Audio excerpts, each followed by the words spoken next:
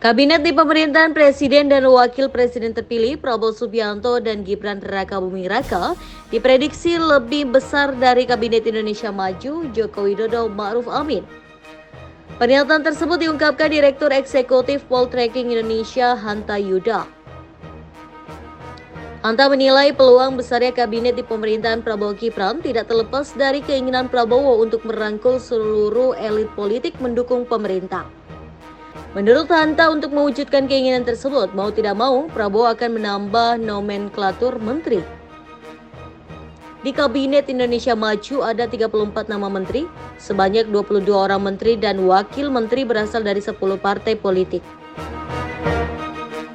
Kalau menambah 20 atau 24 kemudian dibandingkan 34 itu kesannya proporsinya besar, ada potensi jumlah nomenklatur menterinya yang ditambahkan. Itu isu mungkin sudah dapat informasi ya.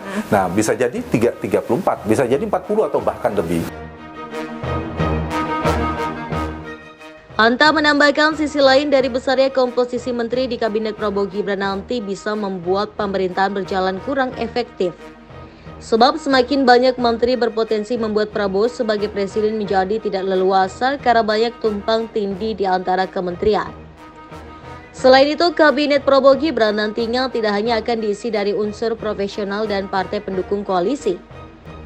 Hanta mengistilahkan orang dekat Prabowo dan Jokowi dengan sebutan partai. Namun, ia menyebut orang dekat tersebut tidak harus dari partai politik.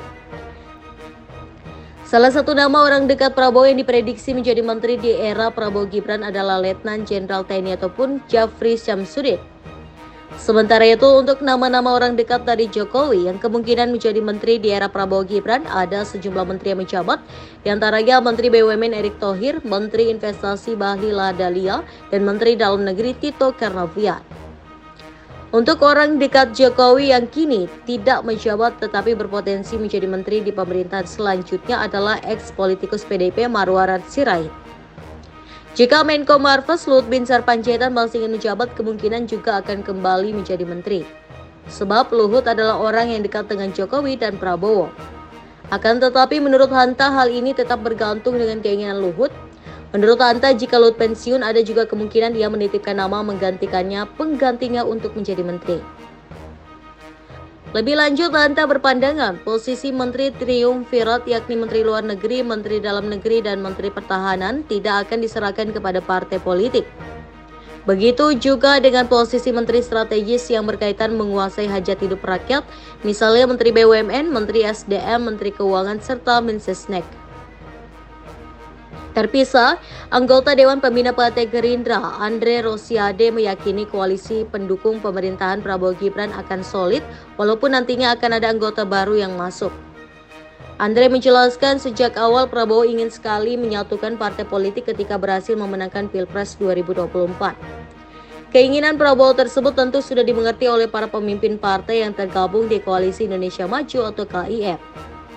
Hal itu jugalah yang membuat Prabowo saat ini terus bersilaturahmi dengan partai politik di luar KIM.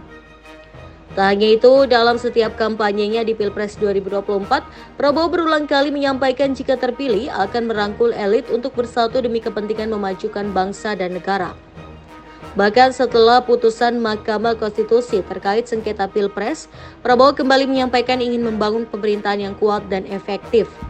Menurut Andre, dalam mewujudkannya, Prabowo tentu butuh dukungan dari partai politik lain di luar KIM agar koalisi yang kuat dan efektif bisa terbentuk.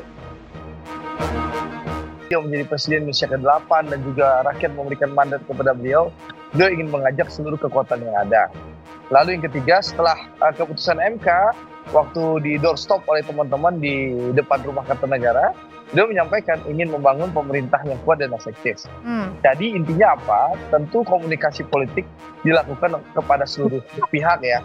Silaturahim. Tapi belum apa-apa nampaknya sudah ribut di luar nih.